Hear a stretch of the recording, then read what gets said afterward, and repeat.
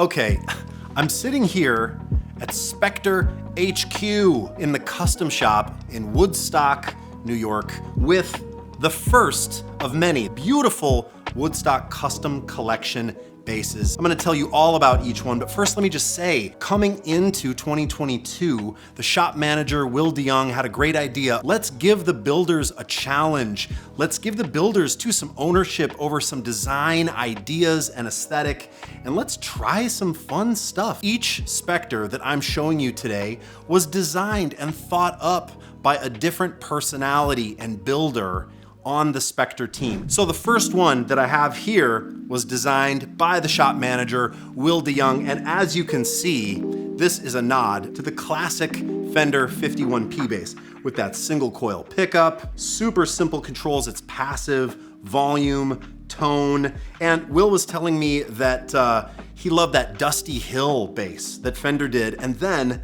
when Dusty tragically passed away, it was a no-brainer. So this is a tribute to Dusty and a tribute really to simplicity and that very first electric bass design. But check it out, NS2 curve, right? It's a Spector. Bird's eye, maple neck, beautiful ebony overlay on the top of the headstock. If I flip it, all gold on the back, even the neck. I mean, I've never played a Spector like it. And I mean, that's the way I feel about all these instruments today. It's crazy, like they all have their own personality because they were all built by a different personality.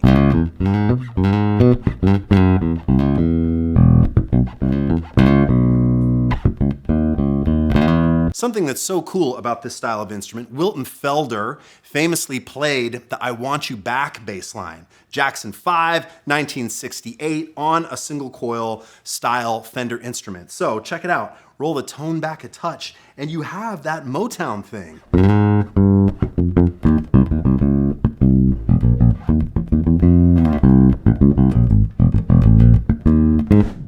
It's like so delightfully blue. This is Taylor's bass that he designed, paying homage to the Nike Air Jordan 1 tennis shoe in hyper blue. You can of course totally see it. We've got the inlays that are blue, neck through 3-piece. Then of course this black fades up to blue, and just, I mean, that stain is so cool. Very classic appointments on this bass in terms of the EMG soaps with an 18-volt has, which is such a cool classic Spector recipe, right? But we've got a couple of fun things. I mean, obviously the color, and then we've got the drop D, hip shot,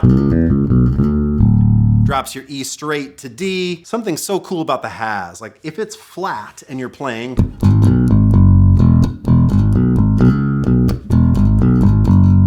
you can almost get this boost of grit and high end, but not real sizzly treble, just this almost sort of aggressive top end that happens when you push the treble knob. So this is about halfway. And this is all the way. So that Spector grit, I think maybe has to do with pushing up that treble knob on a has. I mean, you get that Allison chains thing. Blending to the neck, still with that treble boost pumped up, you get that better than Ezra thing. Just the combination of the pickups, and these like solid maple, flamed maple wings just makes it feel amazing. It balances perfectly. You find that balance point, take your hands off it, and you are golden.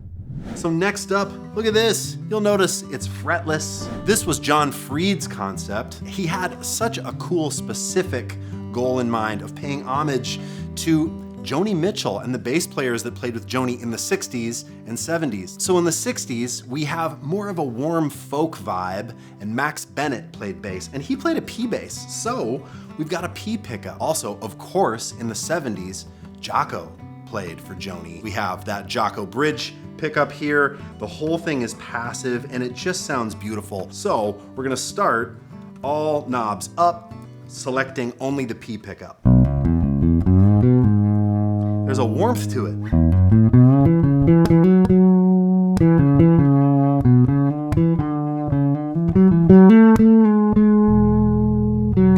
And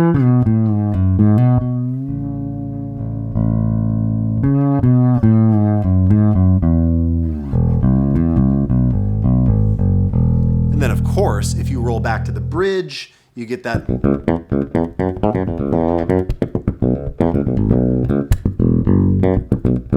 beautiful snarly bridge pickup Jocko thing. And then too, you can roll the tone back, passive tone control on this bass, right? Leave it back by the bridge and kind of get that like muted top end Jocko thing.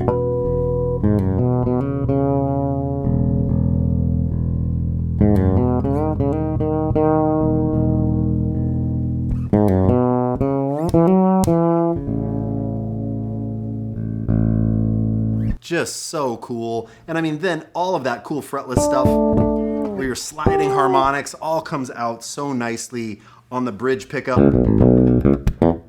That Tony Franklin thing.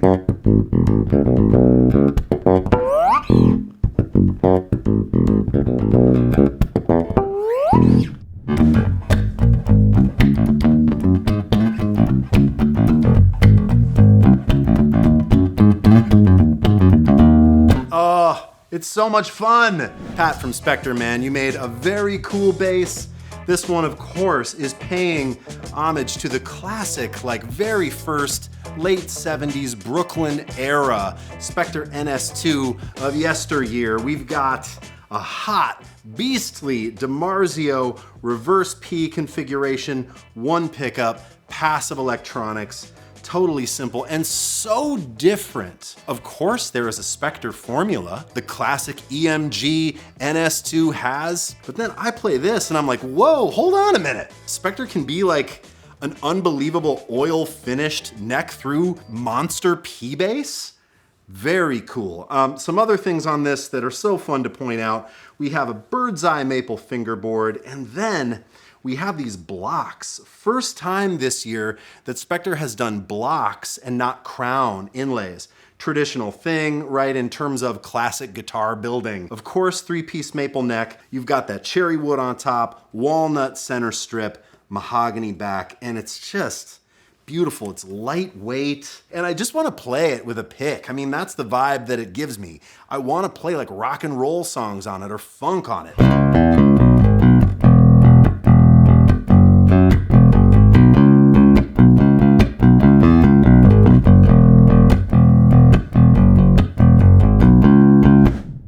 All right, so take a look at this monster. If Pat's bass that we just looked at last is the passive monster of the bunch, this may just very well be the active monster of the bunch. Rob, who I just met moments ago, sanding away basses down in the custom shop, dreamed this thing up and it is gorgeous. Let's go through the wood really quick. We have spalted maple wings. We of course have that center 3-piece maple neck, pale moon ebony fingerboard, and then pale moon ebony pickup covers on these EMG pickups that essentially are EMG's take on the Music Man pickup. It's attached to an OBP preamp by Aguilar. As we travel up the fingerboard, we also notice a very cool new thing for Spector, which is binding. So there is black ebony binding on this neck. It comes up past the classic brass nut onto the headstock veneer, which is spalted maple, and it is book matched. Looks like a flame that's bursting forth. That's good because this bass sounds like it is on fire. It's so fun to play this thing. Just a monster sound, big bottom end. Woo! And then if you hit it, it does that kind of like Music Man, super scooped out, like bright flea thing. I mean, yeah, we gotta do it. Let's do it.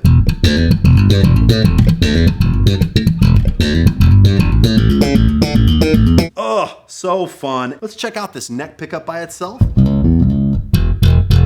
Warmer, but still with a bunch of top end character. Now if I blend back to the bridge, woo! More kind of like cutting through the mix vibe.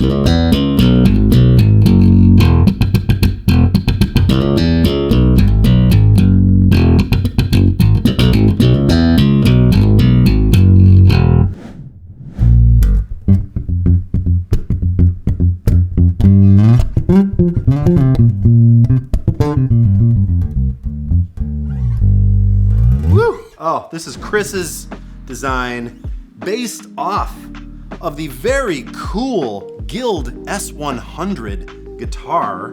We have this Spector NS style bass with this amazing walnut body, right? Solid walnut wings with this super cool relief carving. I mean, check this thing out. The leaf pattern with the acorn inside, and then of course being reflected in all of these beautiful individual wood inlays, right? We have the leaves here, coming up the zirconia fingerboard, zirconia truss rod cover, all wood up here, ebony headstock overlay, and then Pau-Ferro Spector logo. Yes, the curved body, 3-piece maple neck, just this weight, again, that I love, that isn't too light, that when you find the balance point, it just stays, and it is just lovely. With all knobs flat, volume turned up, I want to do nothing to this bass other than play it.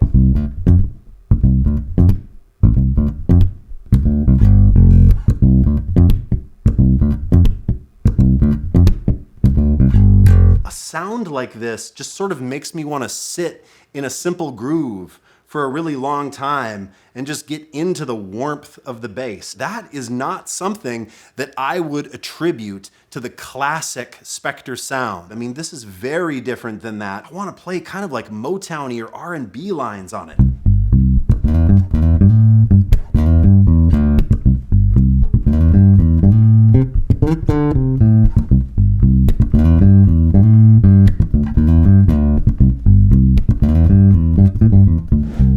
So cool. Jeff, the man with the plan, the man behind the camera right now. Say what's up, Jeff. What's up, Jeff? Yeah! This is Jeff's design, paying homage to the Icelandic Northern Lights. And Colin did the stain on this one, right, you guys?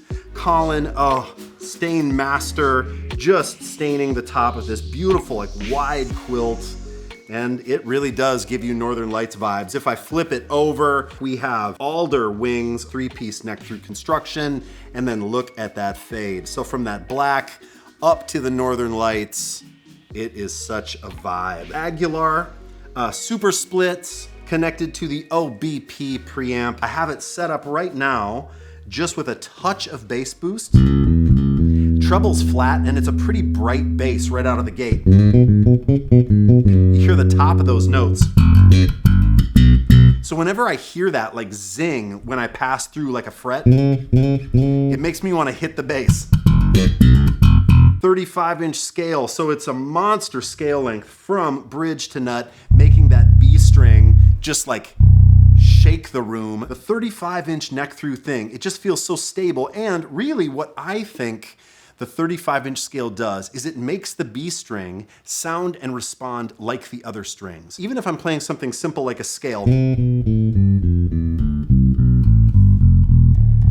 those notes, that D and that C, sound and feel to me, the tension and the tonality, the timbre, feel similar to the G and the F on the E string. The bright vibe, I mean, for sure it's gonna give you that classic Spector pick thing.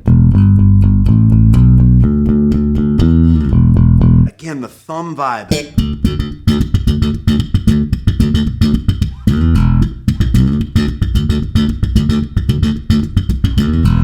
And next up, check this thing out. Solid Korina wings. Does anyone know what that's paying homage to? If you said Gibson Explorers and maybe even a couple of Flying V's, you would be correct. John Stipple's design totally pays homage to that classic Gibson guitar, and it's so cool. It's all rock and roll. So, Korina wings, of course, the maple neck through. We have a Pau-Ferro fingerboard, all the way up to, of course, the ebony headstock overlay. And really, check this out.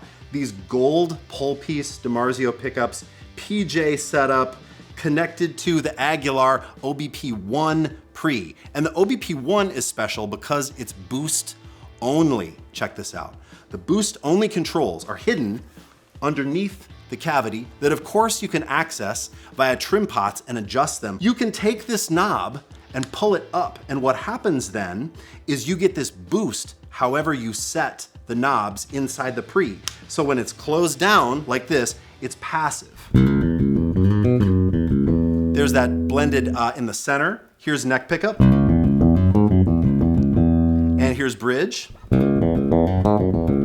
Also, just to note, PJ setup like this, typically the P pickup is so much bigger, but the DiMarzios are blended so nicely. So wherever you go, that's neck through to the bridge. The output is really similar, very cool. But so, say you're playing your line.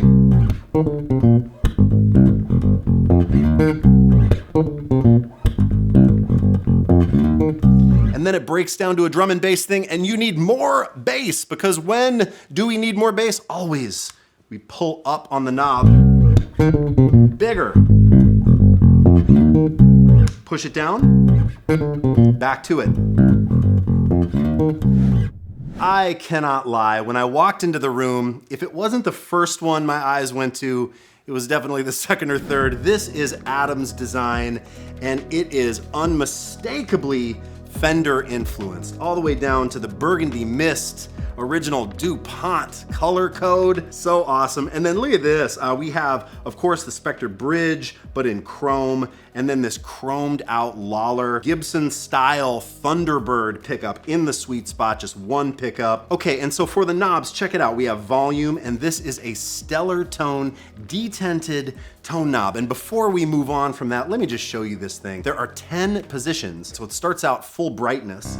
And then if I just tap a note, listen to this. Hear the mid-range start to get accentuated and the high end to roll off. Right? All the way down to super dark. And then when you play it really dark, then if you roll it all the way up, you have all the brightness back.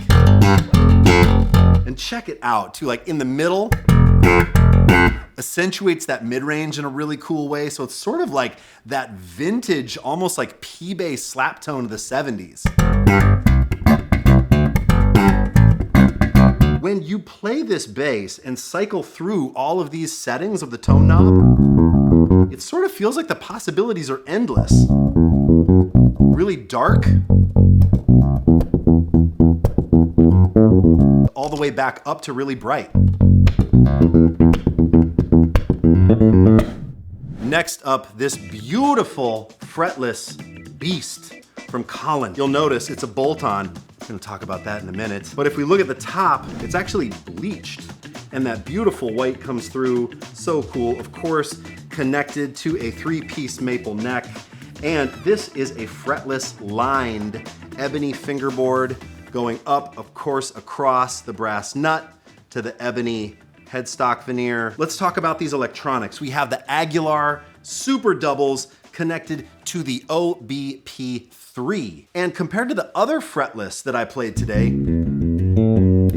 this one almost reads like a little bit synthier. The bass control on this, I believe Taylor was telling me this thing is centered at 60, so this is just a monster. And almost like the moi hits in a different spot. So instead of giving me Jocko, it kind of feels like it's giving me Tony Levin. So, you know, with some sledgehammer.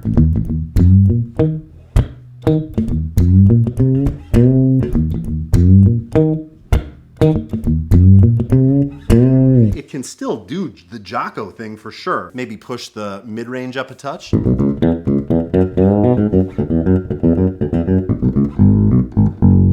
It's the only bolt-on that we're talking about today. And why is it a bolt-on? We're gonna find out. Are we ready? Here we go.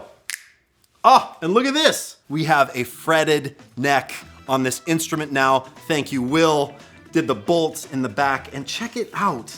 We have these 5 bolts with a hex key. You can pull these out. They have threaded brass inserts. So no matter how many times you wanna change from fretted to fretless, fretless to fretted, it won't matter. You're not gonna strip out any screws. You've got those threaded brass inserts in the necks and in the body. It's gonna be all good to go. And check it out. When this instrument that we just heard as a fretless comes back to me as a fretted, it sounds like a completely different bass because of the frets. Makes you play different. You can slap it and not worry about beating up your fingerboard.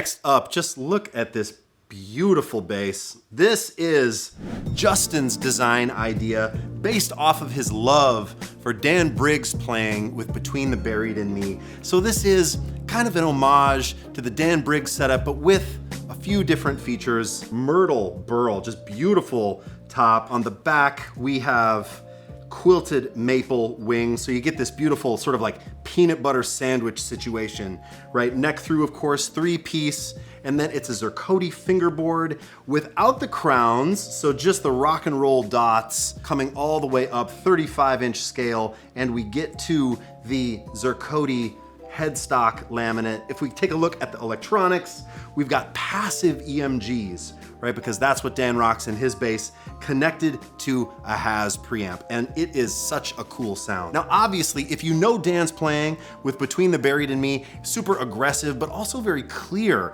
And there's something about this bass, it doesn't sound like it's gonna be this like rip your head off metal situation, right? There's something about it that I love for playing more maybe lyrical phrases. I'm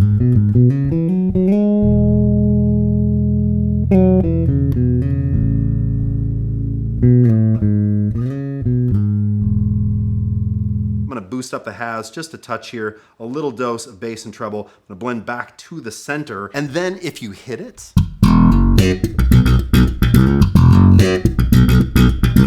listen to how that responds.